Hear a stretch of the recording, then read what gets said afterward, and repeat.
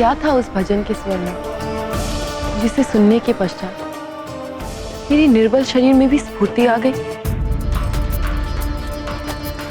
नहीं नहीं, ये प्रभाव भजन के स्वरों का नहीं है, ये तो भगवान विष्णु की कृपा है।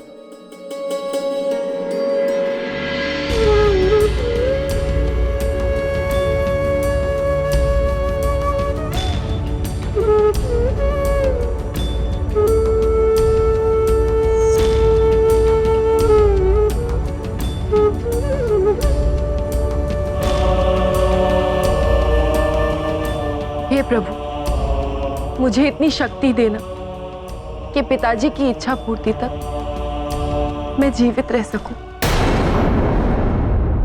घमंडी तो है, परंतु अत्यंत चमत्कारी प्रतिभा का स्वामी है। उसके मुखार बिंदु का तेज अनोखा है प्रजापति।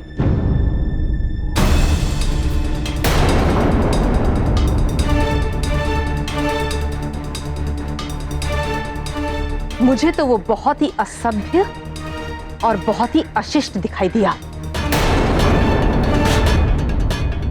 उसका व्यवहार क्या होगा, उसका आचरण क्या होगा, ये उसके बात करने से ही स्पष्ट दिखाई दे रहा था।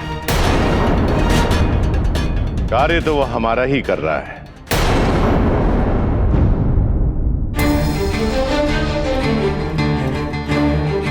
उसका आगमन हमारे लिए बहुत शुभ है।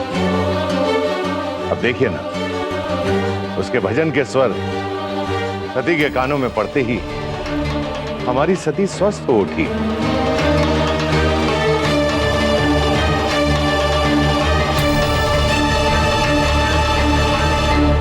आश्चर्य है स्वामी, वो आपकी पुत्री के साथ रहने की बात कर रहा है और आप उसका विरोध करने की जगह उससे प्रभावित हो रहे हैं।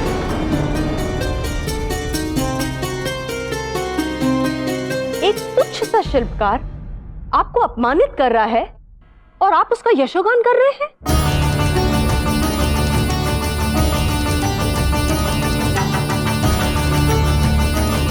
पिताजी, सती रात भर पराये पुरुष के साथ रहे, ये भी तो संभव नहीं। जी पिताजी, ये उचित नहीं होगा। और वैसे भी पिताजी, सती का विवाह होने वाला है, वर पक्ष वाले क्या सोचेंगे? क्या सोचेंगे? ये सब कार्य तो सद्बीज को रूपवान करने हेतु ही तो किया जा रहा है। उन्हें तो प्रसन्न होना चाहिए। परंतु इस समय हमें सती के स्वास्थ्य पर भी विचार करना चाहिए।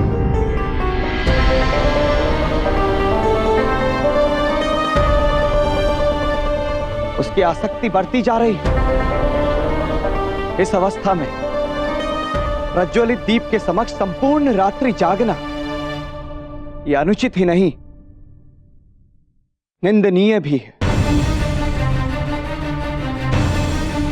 महर्षि कश्यप, मत भूलिए, सती के स्वास्थ्य लाभ में जटा के भजन ने धन्वंतरी जैसा लाभ दिया है। जटा के कर्मठ और चमत्कारी सृजन को मैंने अपने सामने देखा है। एक माता की मृत पुत्री की सजीव प्रतिमा को केवल अपनी प्रतिभा शक्ति के आधार पर गढ़ना अलौकिक है, अलौकिक।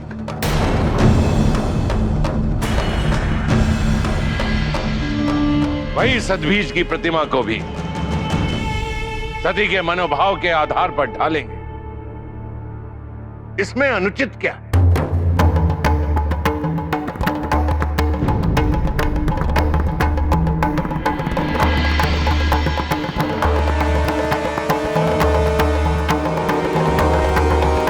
जैसी आपकी इच्छा।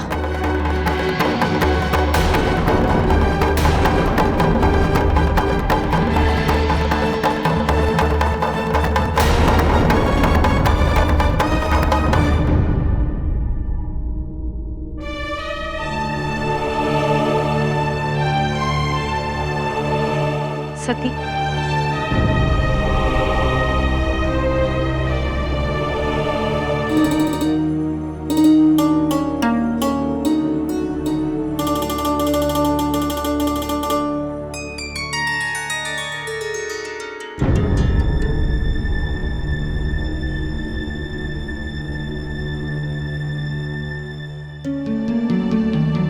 पिताजी और माँ तुम्हारी प्रतीक्षा कर रहे हैं।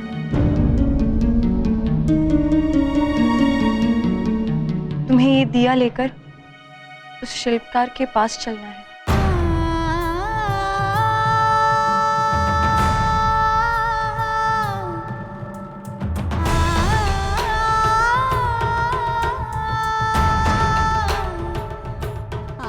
निर्णय लेना तुम्हारे हाथ में है सती। यदि तुम चाहो तो अब भी जाने से मना कर सकती हो। नहीं दीदी, पिताजी का निर्णय ही मेरा निर्णय है।